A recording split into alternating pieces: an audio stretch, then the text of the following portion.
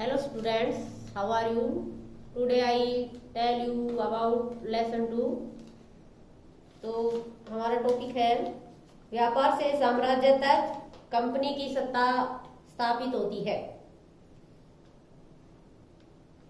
आज हम बताएंगे कि किस तरह से इस लेसन 2 में किस तरह से अंग्रेज भारत में आए, किस उद्देश्य से आए और उन्होंने यहाँ किस प्रकार से अपना साम्राज्य स्थापित किया। मुगल सल्तनत का आखिरी ताकतवर बादशाह औरंगजेब था, लेकिन 1707 में उनकी मौत के बाद उनके बहुत से सूबेदारों और जमींदारों ने बगावत करके अपनी क्षेत्रीय रियासतें स्थापित कर ली और अब राजधानी दिल्ली ताकत का केंद्र नहीं रही। सन 1612 में सूरत के पास अंग्रेज टॉमस रो भारत आया। तब उनका मकसद केवल व्यापार करना था, लेकिन धीरे धीरे 200 वर्षों में अंग्रेजों ने भारत में अपना साम्राज्य स्थापित कर लिया। पूर्व में ईस्ट इंडिया कंपनी का आना। सबसे पहले भारत में ईस्ट इंडिया कंपनी कब आई? सन 1600 में ईस्ट इंडिया कंपनी व्यापार के माध्यम से भारत आई। यह कंपनी भारत से सस्ता माल खरीदकर यूरोप के बाजारों में मोटे मुनाफे पर बेचती थी।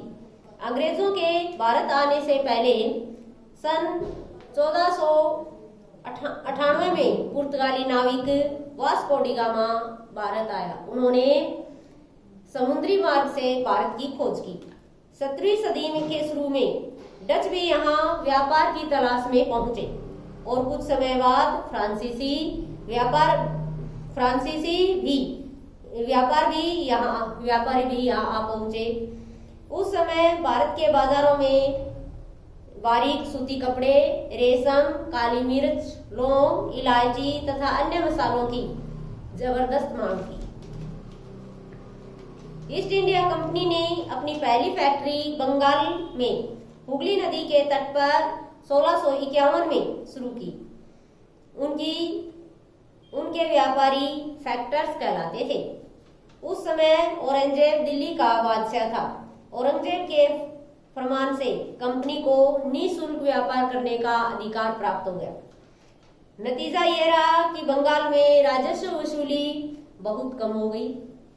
इस पर बंगाल के नवाब मुर्शिद कुली खान ने इसका विरोध किया, जिसके कारण नवाब और कंपनी के बीच तकरार उत्पन्न होने लगी और तकरार का जो कारण बना उससे युद्ध होना शुरू हुआ। तो अब युद्धों के बारे में जानकारी। तो युद्ध जो तकरार के कारण जो कंपनी और नवाबों में युद्ध हुए, उन युद्धों के क्या कारण थे वो हम आपको कल बताएं। कौन कौन से युद्ध हुए, जैसे बक्सर का युद्ध, प्लासी का युद्ध।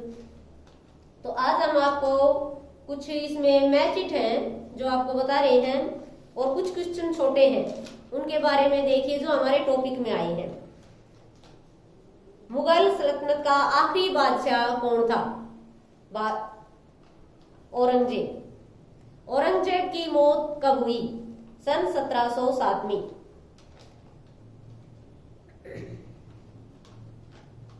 अंग्रेज भारत में किस मकसद से आए? व्यापार के मकसद से। ईस्ट इंडिया कंपनी भारत कब आई? 1600 ईस्वी में। पुर्तगाली नाविक वास्को डी गामा भारत कब पहुंचे? सन 1498 में। डच व्यापारी व्यापार की तलाश में भारत कब आए? 17वीं शताब्दी की शुरू में। भारत के बाजारों में किन किन की जबरदस्त मांग थी? बारीक सूती कपड़े, रेशम, काली मिर्च, लौंग, इलायची तथा अन्य मसालों की।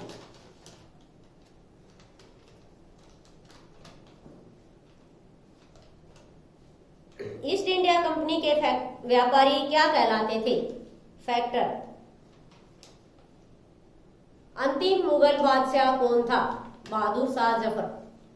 अब इसके साथ हम आपको कुछ मैचिट हैं वो देखिए। तो पहला हमारा है दीवानी।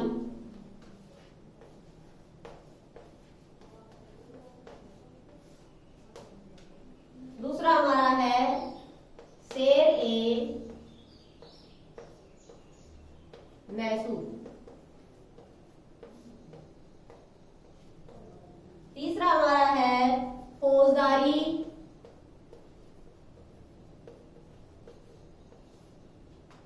अदालत।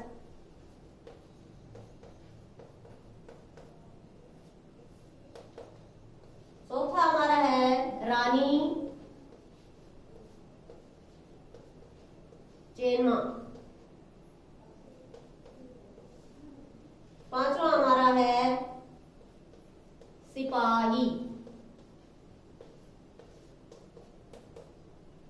छठा हमारा है वारेन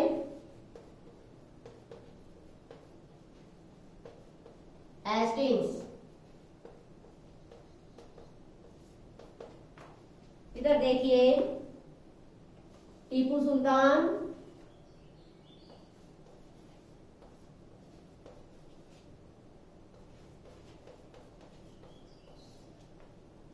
दूसरे के सामने भू राजस्व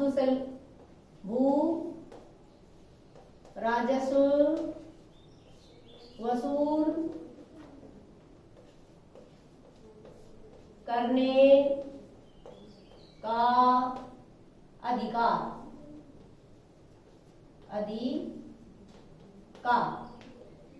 तीसरा हमारा है सिपाही।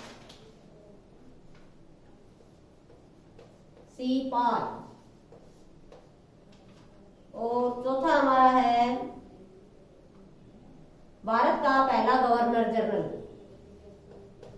भारत का पहला गवर्नर जनरल।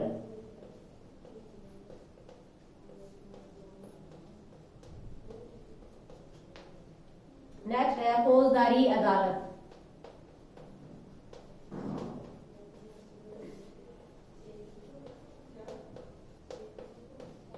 और नेक्स्ट हमारा है कितूर में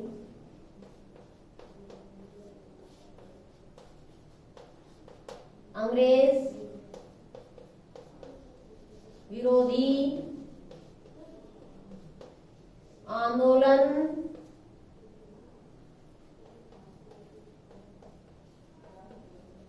का नेतृत्व किया। तो पहला देखो दीवानी। दीवानी क्या थी? भू राजस्व वसूल करने का अधिकार दीवानी कहलाती। शेर मैसूर किसको कहा जाता था? टीपू सुल्तान को शेर मैसूर कहा जाता। फौजदारी अदालत, फौजदारी अदालत का फौजदारी अदालत। रानी चेन्नम्मा कौन थी?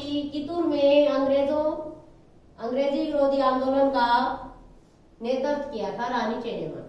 सिपाही को बोला था।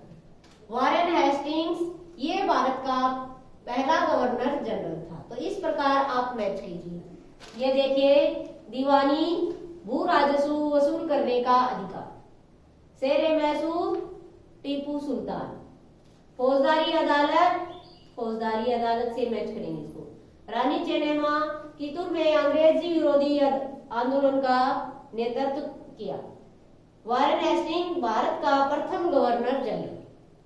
तो आप आज का हमारा टॉपिक यही खत्म होता है। कल हम आपको बताएंगे अंग्रेजों के साथ युद्ध और कौन कौन से युद्ध और युद्धों का कारण। तो आज आप इनको मैच अपनी नोटबुक में राइट करके इनको लर्न कीजिए और जितना लेसन आपको किया है करवाया है उसको रीड करिए।